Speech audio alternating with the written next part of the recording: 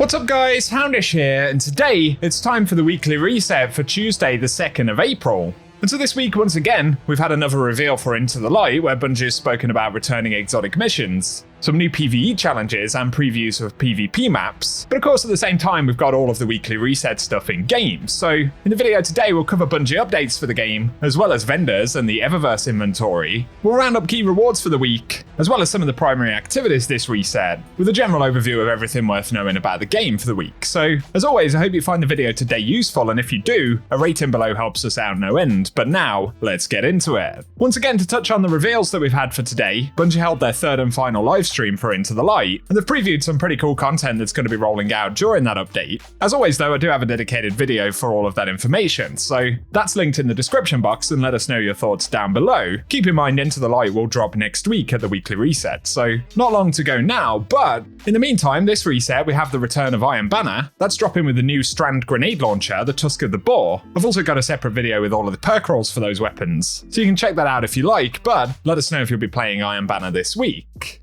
Now though, getting onto the Eververse store for the week, it's worth mentioning that Bungie's 20% silver discount has now ended, so that's no longer a thing. We still have the Flashback Season of Dawn stuff if you want to spend some silver though, and of course, we can pick up our weekly bundle of Bright Dust, so don't forget to do that.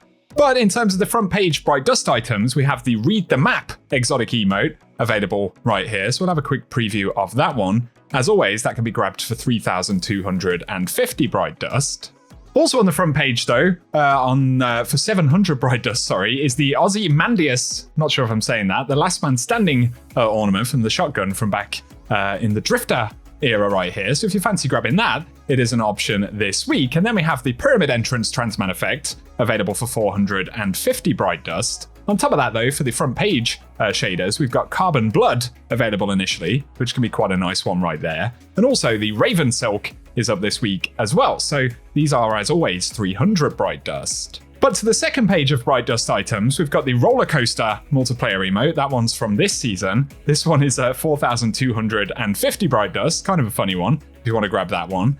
We have the future-facing Greaves Universal Ornament, so Bungie bringing back some older armor pieces right here in ornament form. These are 1,200 Bright Dust, so definitely check in if you're interested in picking up any of those across multiple characters. But we've got the Nemean Shell right here, which is 2,850 Bright Dust this week, so maybe something to grab. And also the Shining Cabriolet is available as well, which is a rather curious looking thing. And that one is 2,000 Bright Dust. But then there is the Out of Dodge Exotic Sparrow, which is 2,500 Bright Dust.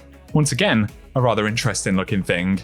Plus we have the Desert Camo ornament for the Mida Multi-Tool for 1,250 Bright Dust this week. So that might be one some folks want to grab. Probably hasn't been around for a while.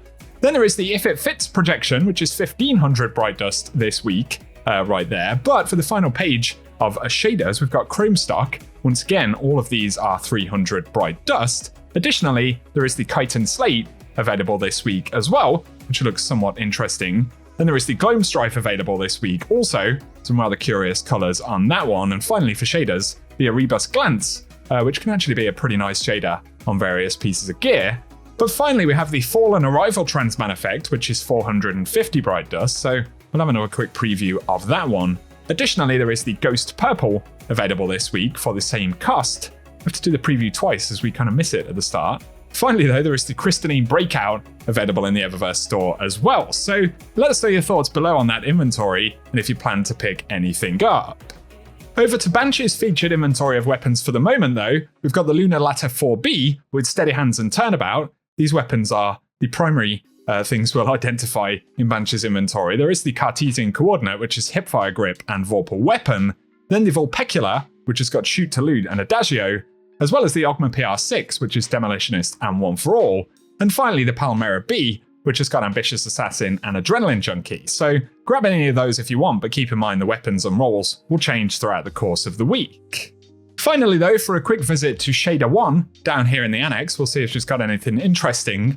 We do have the Retrograde set of gear from back in the day. An older set, if you haven't picked it up, might be useful. But for shaders, we've got Genotype Null 0 available for 10,000 Glimmer. I think this one has been up recently from back in Warmind. There's also Mercury Prophetic from back in the Curse of Osiris right there. And finally, the War Cult Scheme, if you want to pick up an older faction shader. And hopefully, we'll start getting more of these shaders in Ada's rotation sometime soon, but we'll have to wait and see. To round up some other rewards for the week though, the Nightfall weapon this time around is the Azumi RR4. Of course we can get the normal and Adept variant of that depending on which version of the Nightfall we play, and the featured Nightfall itself is PsyOps Battleground in the Cosmodrome. So let us know if that's one that you'll be diving into this week. Otherwise, we've got Operation Seraph Shield, which drops Revision 0 and Season of the Seraph gear as the featured exotic mission in the rotator this reset. So if you need to hunt any of those rewards, they are completely farmable this week. But our other farmable activities, of course, include the Vow of Disciple, where we can pick up the Collective Obligation exotic, so if you haven't got that one yet, or if you need any of the other legendary rewards from the pool, this will be a great week to farm. And additionally, we've got the Prophecy Dungeon featured, which recently had its perk pool on the weapons updated. So it's our second opportunity to farm away for any of those updated drops inside of the dungeon. But our final mention is for the featured Lost Sectors this reset, and for today we've got Concealed Void on Europa dropping exotic legs, then it'll be the Thrillerdrome on Neomuna dropping exotic arms. But for April 4th it's Gilded Precept dropping exotic chest pieces, then on the 5th we'll see Scavenger's Den dropping exotic helmets, April 6th will be Skydock in the EDZ dropping exotic legs, and finally we have the Quarry dropping exotic gauntlets on April 7th, and Aphelion's Rest in the Dreaming City on April 8th, which will be dropping exotic chest pieces. For today though guys, that's everything we have to round up for this week's vendor reset, so as always I hope the video has been useful. Let us know any stuff you're planning to get done in the game this week, or thoughts you have on the Into the Light reveal down in the comments section. If you have enjoyed the video though, a rating below very much helps us out, and be sure to get subscribed so I can keep you posted with more Destiny content. Otherwise though, cheers for tuning in, and I hope you guys have an awesome day. Here we are. We're back in the Whisper as well. Really quickly too, off the top, Willie, when it comes to bringing these encounters forward, bringing them to the modern era of Destiny, what were some of the bigger challenges that you'd say you have to overcome in order to make sure that they were fitting for today's sandbox? Yeah, so sandbox-wise, players nowadays pack a lot more power than they did before.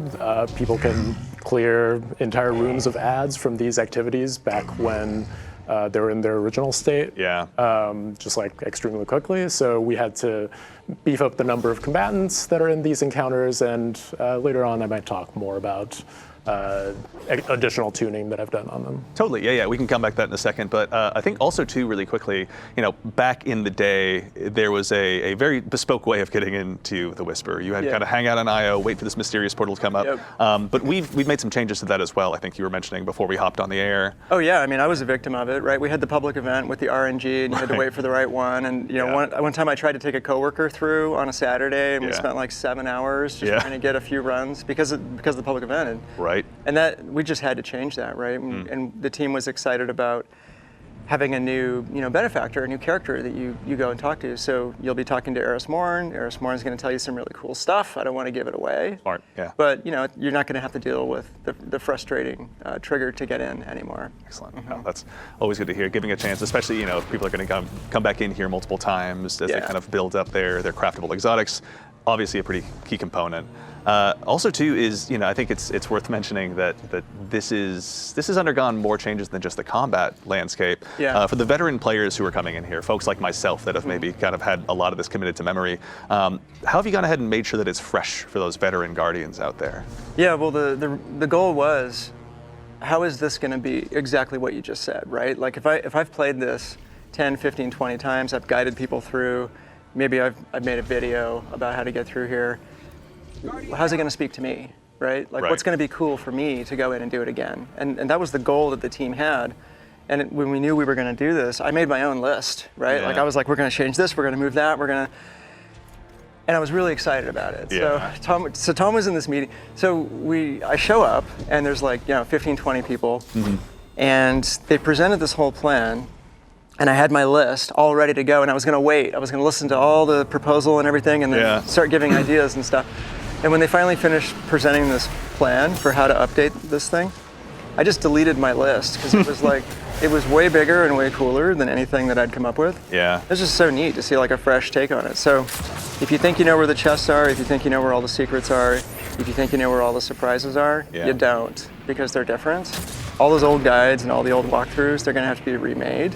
Even though I'll just give one away, When you first get in, there's that first secret chest room on the right. Right. The anomaly has taken care of that. It's not there anymore. Anomaly has taken care of it. There's So more surprises. to the Steam guide writers, to the game facts writers, to the folks making their YouTube videos, a revision 2 is going to be in order sometime soon. Oh yeah. By the sounds of it. Yeah. That's really exciting. Also, too, are there any other changes that you guys are particularly excited about when it comes to the Whisper? We're going to move on to 0 Hour here in a little bit, but before we conclude our journey here, Willie, actually on your side, are there any changes in particular that you're excited about with this updated version? I'm excited about the way that the boss fight has changed for this activity. Interesting. All right. Well, we'll leave that to folks to go ahead and discover on their own when it comes to the launch day of the Whisper. But yes, this is a first look for the folks out there who are looking to go ahead and make sure that they're ready on day 1 to go ahead and add another craftable exotic into their collection.